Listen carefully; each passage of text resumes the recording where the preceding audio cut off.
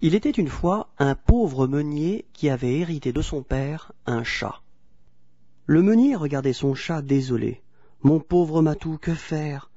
Nous n'aurons bientôt plus rien à manger. » Mais soudain, le chat se mit à parler.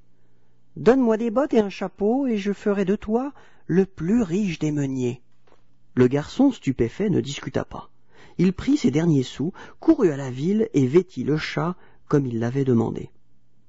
Le chat recommanda à son maître « Ne bouge pas d'ici, je reviens dans peu de temps. » Et il se mit aussitôt en chemin. Le chat attrapa un lièvre et il se rendit au palais du roi. « Sire, dit-il, voici un cadeau de mon maître, le marquis de Carabas. »« Comme c'est aimable à lui !» s'exclama le roi ravi.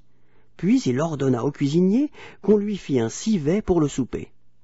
Le chat revint chez lui, entraîna le meunier à la rivière et lui dit « Ôte tes vêtements et jette-toi dans l'eau. » Le garçon obéit. Juste à ce moment, le carrosse du roi passa. Le chat se mit à crier « Au secours, mon maître le marquis de Carabas se noie !» Le roi ordonna de secourir le marquis. Le chat murmura « Alors qu'il se baignait, on a volé à mon maître tous ses habits. »« Qu'on donne à ce gentilhomme mon meilleur pourpoint, dit le roi. » Et voilà le meunier vêtu de velours et de soie. Le roi fit monter le marquis dans son carrosse. Pendant ce temps, le chat courait devant et menaçait les paysans. « Quand le roi passera, grondait-il, dites que vos forêts et vos champs sont au marquis de Carabas. Sinon, gare à mes griffes. » Partout où le carrosse passait, les paysans terrorisés criaient « Vive notre roi, vive notre maître le marquis de Carabas !» Le roi félicita le meunier. « Oh, que de terre! Vous êtes après moi le plus riche du pays. » Et la princesse lui sourit. Toutes ces richesses étaient en vérité à un ogre aussi bête que méchant. Le chat se rendit chez lui et lui fit force compliments. L'ogre flatté lui demanda ce qu'il voulait. « On dit que vous pouvez vous transformer à votre gré, dit le chat.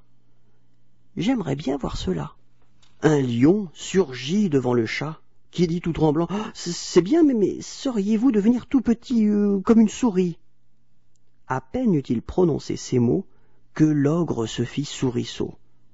Le chat bondit et croqua l'imprudent d'un seul coup de dent. Le chat, posté à la grille, accueillit le royal équipage. « Avez-vous fait bon voyage? Bienvenue chez le marquis de Carabas. » Le roi et la princesse furent émerveillés par le splendide palais. Prenant la princesse par la main, le meunier lui fit tout visiter. Puis le meunier emmena ses invités dans la salle à manger, et là, ils dégustèrent le délicieux souper préparé par le chat. Le roi déclara « Cher marquis, vous avez du bien, et ma fille vous trouve à son goût. Si vous la voulez, je vous donne sa main. » Le meunier accepta. Le roi invita tous les gens du pays. La fête dura 3 jours entiers. Jamais mariage ne fut si réussi.